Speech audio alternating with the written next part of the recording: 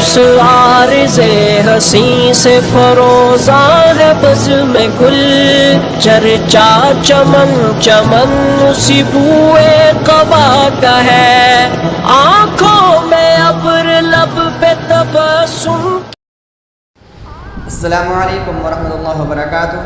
دوستو، ہمارے چینل پر آپ سبھی کا پھر سے خوش آمدید۔ امید کرتا ہوں آپ سب ٹھیک ہوگا الحمدللہ۔ اور اگر آپ ہمارے چینل پر نئے ہیں تو ہمارے چینل کو بھی سبسکرائب کر لیں، کیونکہ ہم اس طرح کی نئی نئی ویڈیو لاتے رہتے ہیں، اور ساتھ والے بیل آئیکن پر کلک کر کے نئی آنے والی ویڈیو کی نوٹیفیکیشن سب سے پہلے حاصل کریں۔ تو چلیے دوستو، بنا ٹائم ویسٹ کرے ویڈیو کرتے ہیں شروع۔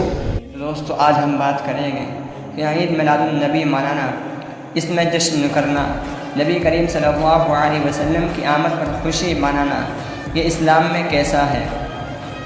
دوستوں، پہلی بات تو یہ ہے کہ 12 ربیع الاول نبی کا یوم ولادت ہے، اس پر کوئی صحیح روایت موجود نہیں ہے۔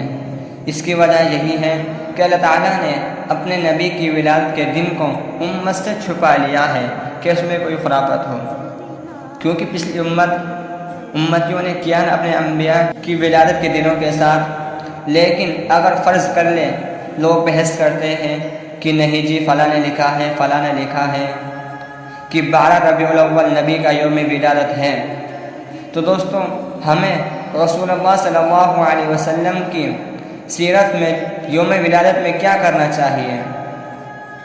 صحیح حدیث ہے کہ نبی کریم صلی اللہ علیہ وسلم پیر کے دن کا روزہ رکھتے تھے۔ صحابہ نے پوچھا کیوں؟ آپ نے فرمایا یہ میرا یوم ولادت ہے۔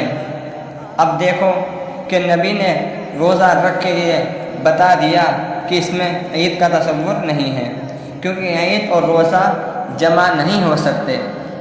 دوستوں، حضور صلی اللہ علیہ وسلم کی پیدائش کے بارے میں آپ سبھی کو بتاتا ہوں۔ ہمارے ہندوستان سے بہت دور سمندر پار پچھم کی طرف ایک ملک ہے، اس کا نام عرب ہے۔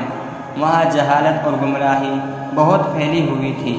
اس ملک میں ایک بڑا شہر ہے، اس شہر میں کئی ہزاروں برس پہلے بہت سے پیغمبر پیدا ہو چکے ہیں۔ یہی اللہ کا گھر ہے جسے کعبہ شریف کہتے ہیں۔ اس شہر میں ہزاروں سال سے ہزاروں آدمی ہر سال حج کرنے آتے ہیں۔ اس شہر کا نام مکہ ہے۔ وہاں ایک بہت شریف اور عزت والے گھرانے میں ہمارے حضور صلی اللہ علیہ وسلم دوشنبے کے دن 12 ربیع الاول سن 571 میں پیدا ہوئے۔ آپ ابھی پیٹ میں تھے کہ آپ کے والد جناب عبداللہ کا انتقال ہو گیا اور آپ یتیم ہو گئے۔ بچہ جب پیٹ میں رہتا ہے تو ماں کو بہت تکلیف ہوتی ہے اور قہر ہوتی ہے، مگر ہمارے حضور صلی اللہ علیہ وسلم بڑی برکت والے تھے، اس لیے آپ صلی اللہ علیہ وسلم جب اپنی والدہ کے پیٹ میں تھے تو انہیں کوئی تکلیف نہیں ہوتی تھی۔ آپ صلی اللہ علیہ وسلم کی والدہ نے خواب میں دیکھا کہ کوئی کہہ رہا ہے کہ دیکھو تمہارے ایک بچہ پیدا ہوگا، وہ تمام انسانوں کا سردار ہوگا۔ جب وہ پیدا ہو تو تم یہ کہنا کہ میں نے اس بچے کو اللہ کے سپرد کرتی ہوں اور اس بچے کا نام محمد رکھتی ہوں۔ دوستو، جب حضور صلی اللہ علیہ وسلم پیدا ہوئے تو سب سے پہلے آپ صلی اللہ علیہ وسلم کی والدہ بی بی آمنہ نے آپ کو دودھ پلایا تھا۔ اسی زمانے میں مکہ کے پاس کے گاؤں سے کچھ عورتیں آئی جو چھوٹے چھوٹے بچوں کو شہر سے لے جایا کرتی تھی اور انہیں دودھ پلایا کرتی تھی تاکہ وہ گاؤں میں رہ کر خوب تندرست ہو جائے۔ سب عورتوں نے بڑے بڑے گھرانوں سے بچے لیے، مگر ہمارے سرکار دو عالم صلی اللہ علیہ وسلم کو کسی نے اس لیے نہ لیا کہ یہ غریب تھے، ان کے باپ نہیں تھے، اور تم جانو غریب کو کون پوچھتا ہے۔ گاؤں کی عورتوں میں ایک خاتون تھی، ان کا نام بی بی حلیمہ تھا۔ وہ بہت غریب تھی، ان کے پاس جو اونٹنی تھی وہ بہت کم دودھ دیتی تھی، اور ان کی سواری کا گھوڑا بھی بہت دبلا تھا، خود ان کے بھی بہت کم دودھ ہوتا تھا، اس لیے ان کا بچہ عبداللہ بیچارہ بھوکا رہتا تھا۔ تو سب عورتوں کو تو بچے مل گئے مگر انہیں نہ ملا۔ وہ بیچاری بہت رنجیدہ ہوئی۔ ان کے شوہر نے کہا کہ تم افسوس کیوں کرتی ہو؟ انہوں نے کہا کہ سب عورتوں کو بچے مل گئے، مجھے نہیں ملا۔ اب ایک ہی بچہ رہ گیا ہے مگر وہ بہت غریب ہے۔ بیوی حلیمہ کے شوہر نے کہا کہ غریب ہے تو کیا ہوا، تم اسی بچے کو لے لو۔ بیوی حلیمہ خوشی خوشی ہمارے سرکار کو لے لیا۔ انہوں نے کیا معلوم تھا کہ یہ بچہ جسے میں لے رہی ہوں دنیا جہاں کی نعمتوں سے بڑھ کر ہے اور اللہ کا بھیجا ہوا رسول ہے۔ وہ تو بیچاری سمجھی تھی کہ ایک منا سا پیارا بچہ ہے۔ دوستو، حضور صلی اللہ علیہ وسلم کی پیدائش سے پہلے زمانے کا کیا حال تھا؟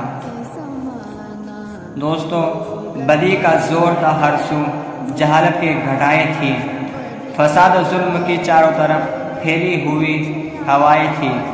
خدا کے حکم سے نہ آشانہ مکے کی بستی تھی، گناہ و جرم سے چاروں طرف وحشت پرستی تھی۔ ذرا سی بات پر تروال چل جاتی تھی آپس میں تو پھر یہ جنگ آتی ہی نہ تھی دو چار کے بس میں۔ خدا کے دین کو ایک کھیل بچوں کا سمجھتے تھے، خدا کو چھوڑ کر ہر چیز کو معبود کہتے تھے۔ اگر لڑکی کی پیدائش کا گھر میں ذکر سن لیتے تو اس معصوم کو زندہ زمین میں دفن کر دیتے۔ وہ خود اپنے ہی ہاتھوں سے پتھروں کے بت بناتے، انہی کے سامنے جھکتے، انہی کے گیت گاتے تھے۔ کسی کا نام عزا تھا، کسی کو لات کہتے تھے۔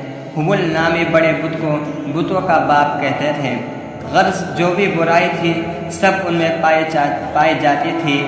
نہ تھی شرم و حیا آنکھوں میں، گھر گھر بے حیائی تھی۔ مگر اللہ نے ان پر جب اپنا رحم فرمایا تو عبداللہ کے گھر میں خدا کا لاڑ نہ آیا۔ عرب کے لوگ اس بچے کا جب اعزاز کرتے تھے تو عبداللہ قسمت پر اپنی ناز کرتے تھے۔ خدا کے دین کا پھر بول بالا ہونے والا تھا، محمد سے جہاں میں پھر اجالا ہونے والا تھا۔ تو دوستو، یہ تھی آج کی کچھ اہم باتیں۔ امید کرتا ہوں کہ آپ سب اچھی طرح سمجھ گئے ہوں گے۔ دوستو، ویڈیو اچھی لگی ہو تو ویڈیو کو لائک کریں، شیئر کریں اور کمنٹ کریں۔ ملتے ہیں اگلی کسی نیکسٹ ویڈیو میں، جب تک کے لیے السلام علیکم ورحمۃ اللہ وبرکاتہ۔